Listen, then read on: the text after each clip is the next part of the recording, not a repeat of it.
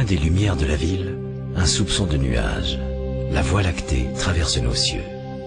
Cette délicate bande de lumière est notre lieu d'habitation dans l'univers.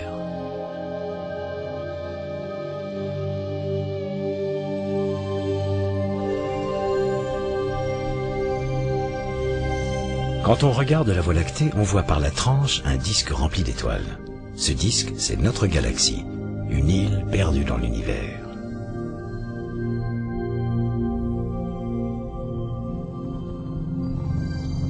Vue du dessus, la Voie lactée forme une spirale, une famille de 150 milliards d'étoiles.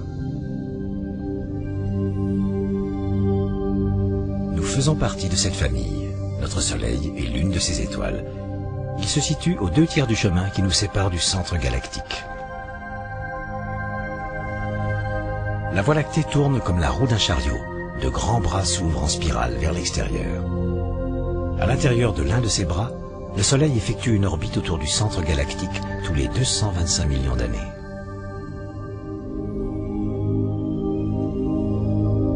Comme dans une ville, c'est au centre que la lumière brille le plus.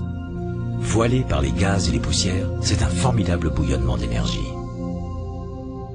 Mais nous sommes dans la banlieue avoisinante. Les étoiles tranquilles y mènent des vies d'étoiles ordinaires. Le Soleil ne fait pas exception. Il est jaune, de taille moyenne et au milieu de sa vie. Pour se faire une idée des distances, la lumière du Soleil met 8 minutes et demie pour nous atteindre. La lumière émise par l'étoile la plus proche met 4 ans et 3 mois pour nous parvenir. Les astronomes nomment ces distances en années-lumière, 4,25 années-lumière. La Voie lactée fait 100 000 années-lumière de diamètre. 30 000 années-lumière nous séparent du centre de la galaxie.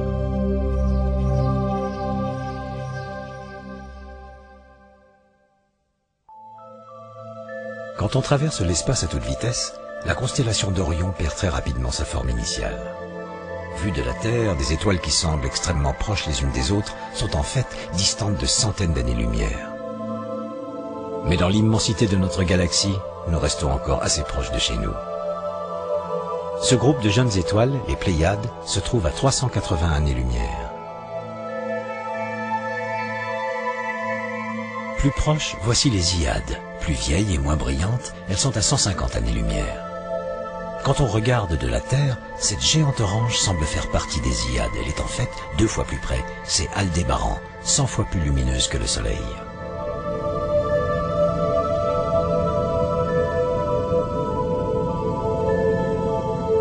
Sirius, l'étoile du chien, à moins de 9 années-lumière, est l'étoile la plus brillante de notre ciel. L'étoile de Barnard, une naine rouge, 2000 fois plus sombre que le Soleil, elle se dirige vers nous. Quand elle passera par ici, dans 10 000 ans, elle deviendra notre plus proche compagne galactique. Mais pour le moment, c'est Alpha du Centaure qui est la plus proche, un trio d'étoiles qui se trouve à seulement 4,25 années-lumière.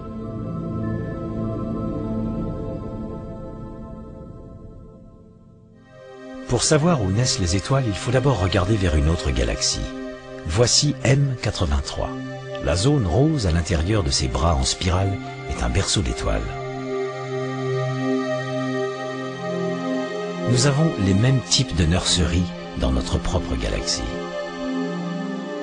On les appelle les nébuleuses à émission, des nuages d'hydrogène rayonnant zébrés de poussières obscures. Les étoiles s'allument là où la matière se rassemble. En bas à gauche, une jeune étoile brillante dans son cocon de poussière. Et ici, chauffés à blanc, des groupes de nouvelles étoiles. Dans cette nébuleuse, la poussière sombre est éparpillée très loin, sur de très vastes distances, dispersée par les vents puissants des nouvelles étoiles. La naissance des étoiles est un phénomène violent. Ce groupe de jeunes étoiles, soufflant toutes ensemble leur vent énergétique, creuse une bulle gigantesque au sein d'une nébuleuse rouge.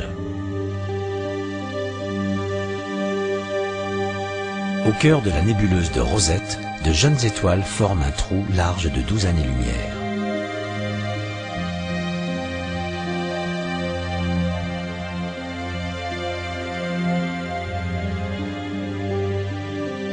Plus l'étoile est massive, plus sa vie est courte. Les étoiles moyennes, comme notre Soleil, vivent longtemps. Les plus grosses meurent jeunes. En brûlant avec voracité leur propre énergie, elles deviennent de supergéantes rouges, se dilatant des centaines de fois. Celle-ci, Antares, est enveloppée d'un nuage composé de sa propre matière, une nébuleuse à réflexion. Antares est si grosse et si diffuse qu'elle s'éparpille dans l'espace.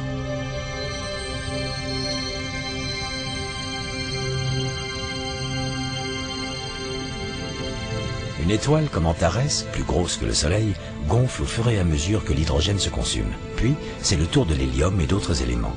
Mais l'équilibre est rompu et elle se met à grossir. La pression du rayonnement poussant vers l'extérieur domine la force de cohésion due à la gravité, poussant vers l'intérieur. C'est ce qui la détruit. La géante rouge s'évapore dans l'espace.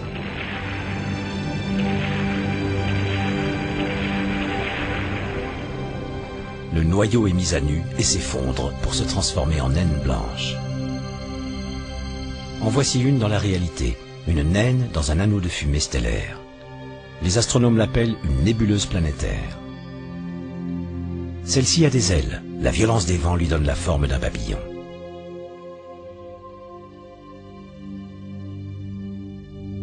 En voici une autre, avec des ailes plus larges encore.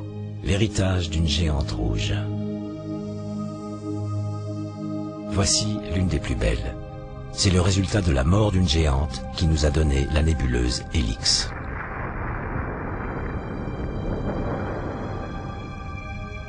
À 300 années-lumière de la Terre, Helix est notre plus proche nébuleuse planétaire, avec au centre une naine blanche que l'on peut voir sur cette image réelle. La naine blanche en bas à droite a une vie plus agitée. Sa gravitation attire la matière de sa compagne. Mais quand la couche de matière atteint une masse critique, elle explose en une nova. Les deux étoiles survivent et le processus se répète.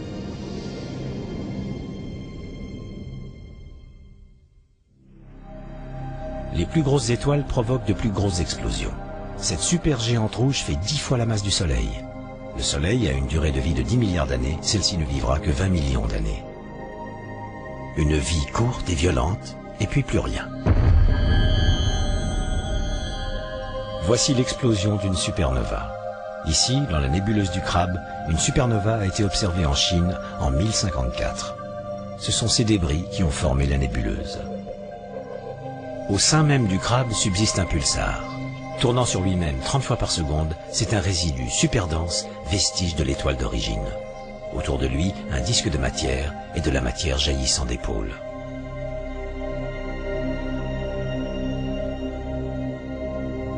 En observant la nébuleuse du Crabe, le télescope spatial Hubble nous en dit plus.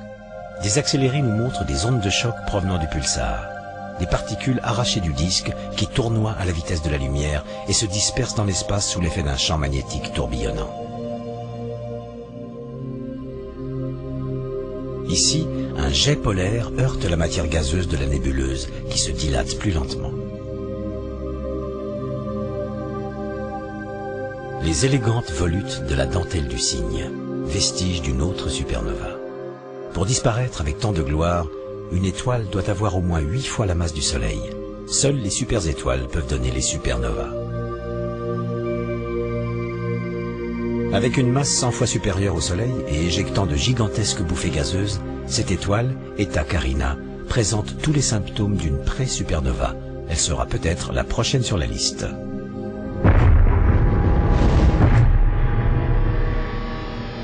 Quand son noyau s'effondrera, il dépassera même le stade de pulsar. Sa densité sera alors telle qu'il formera un trou noir. On naît, on vit et on meurt dans notre galaxie. Et il y a bien plus de galaxies dans l'univers qu'il n'y a d'étoiles dans la Voie lactée.